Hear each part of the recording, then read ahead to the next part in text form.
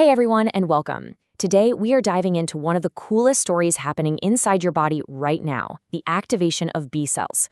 We're going to see how your immune system trains, deploys, and builds a living defense system that literally remembers every enemy it's ever faced.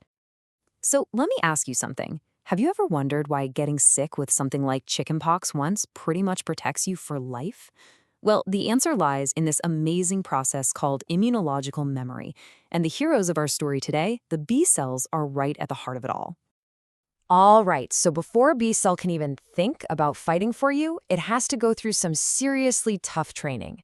This whole journey kicks off in what we can call the B cell academy. Our story starts deep inside your bones, in the red bone marrow. This is where B cells are born, and it's where they get their education. Now, their training has two absolutely vital goals. First, they have to become immunocompetent, which is a fancy way of saying they develop the unique skill to recognize one, and only one, specific invader.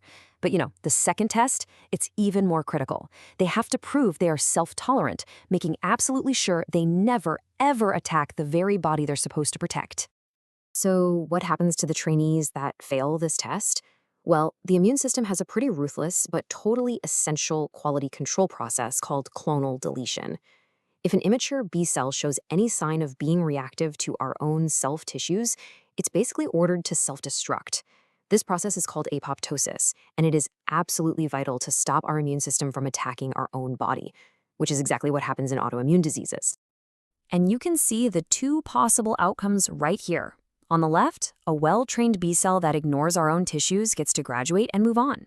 But the self-reactive cell on the right, it's eliminated. No second chances. This super strict quality control is what keeps our powerful immune system on our side, making sure only safe and effective defenders actually make it out into circulation. Okay, so having graduated from the bone marrow academy, our B cell is now fully immunocompetent, but it's still naive. It's got all the training, but it's never seen a real fight. So it travels to places like the spleen and lymph nodes, just waiting for its one specific call to action. So how does the B cell even spot its target? It uses this incredible tool called the B cell receptor, or BCR. Think of it like a super specific sensor. The main part of the receptor is an immunoglobulin, but it's teamed up with two crucial partners, Ig-alpha and Ig-beta. When the foreign invader, the antigen, docks onto that main receptor, it's these two partner proteins that actually send the activate signal deep into the cell. They are the trigger for the entire immune response. And that brings us to this one pivotal moment, the antigen challenge. This is it. This is the first time our little naive B cell meets the one specific foreign invader that its receptors were literally built to find. This single encounter is the spark that's going to light the fuse for the entire immune response. Now, that one little encounter, it kicks off something huge, a truly dramatic escalation. See, the immune system doesn't just send one soldier into battle. Oh no, it builds an entire army that's custom designed for the specific enemy it just found. This whole process is called clonal selection. This army gets built through a process called clonal selection. It all starts with recognition, which we just saw. Then comes activation. Now this is interesting. The B cell often needs a confirmation signal, kind of a go code, from another key player called a helper T cell. Once it gets that green light, it enters proliferation, dividing like crazy to create an army of identical clones. And finally, in differentiation, these clones get their assignments, specializing into either frontline soldiers or long-term veterans. And that activation step is really, really key, because it turns out not all threats are created equal. Most invaders are what we call T-dependent, meaning the B cell absolutely needs that co-signature from a helper T cell to launch a full-scale response and, importantly, to build memory. But some threats, called T-independent antigens, can actually activate B cells directly. The catch? This direct activation leads to a much weaker response, and, this is the critical part, it doesn't create any memory. And that difference is a huge deal, as we're about to see. So once that army of clones has been raised, it is time for them to specialize. The B cell clones differentiate into two types of elite forces.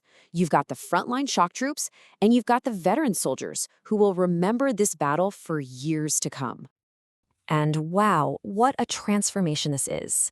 The naive B cell on the left, our little scout, becomes the absolute powerhouse on the right, a plasma cell. It's no longer a scout. It is a dedicated antibody factory. Its internal machinery, its endoplasmic reticulum, just expands massively, allowing it to churn out thousands of antibody molecules per second. Its entire, albeit short, existence is dedicated to flooding your body with these targeted weapons. But what about the other clones? Well, a portion of them become memory B cells. These are the veterans of the immune system. They don't turn into antibody factories during this first battle. Instead, they just hang around for months, years, or even your entire lifetime. They hold the memory of the enemy, and they are ready to launch an immediate and totally overwhelming response if that same bad guy ever dares to show up again. And this right here is where we see the incredible payoff of this entire system. The existence of those memory cells completely changes the rules of the game for any future run-in with the same pathogen. Just look at the difference here. The primary response, that first time you get sick, takes almost a week just to get going. Antibody levels don't peak for maybe 10 days. But a secondary response, thanks to those memory cells, it kicks in within hours. The peak is hit in just a couple of days, and the antibody level is just so much higher. This overwhelming speed and power is exactly why you can fight off an invader the second time without even realizing you were infected. It's just incredible. Okay, but hang on a second. Let's go back to that other type of threat we mentioned.